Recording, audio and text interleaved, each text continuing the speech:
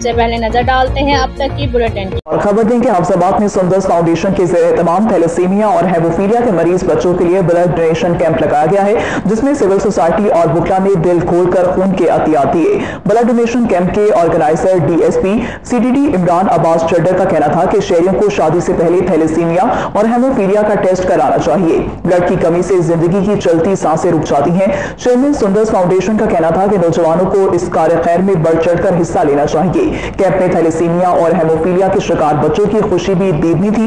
Blood donation camp में सैकड़ों अफराद ने ब्लड डोनेट किया। शहरियों की जानिब से सुंदस फाउंडेशन के इंसानी खिदमत के जज्बे को खूब सराहा गया। दोस्तों, फैसलाबाद के बारे में मशहूर था। यहाँ के लोग तल्लक में, वफादारी में और कुर्बानी के सिलसिले में जान दे देते हैं, लेकिन खून नहीं देते।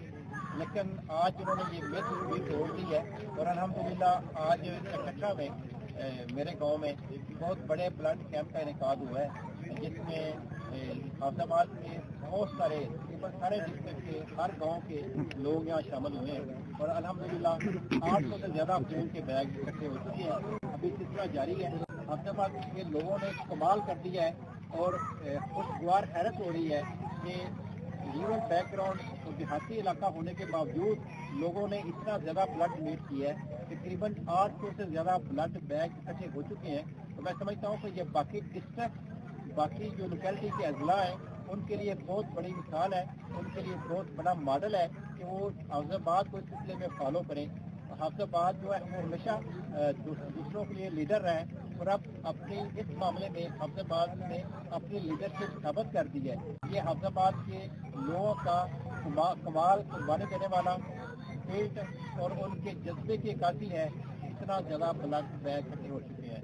मैं मशहूर हूँ अपने ज़िले का, अपने 16 लाख लोगों का जो डिस्ट्रिक्ट में रह रहे हैं। इन्होंने फाइटर्स की आवाज़ सुनते हुए इतना ज़्यादा ब्लड डोनेट किया है। बहुत शुक्रिया। अस्सलाम वालेकुम।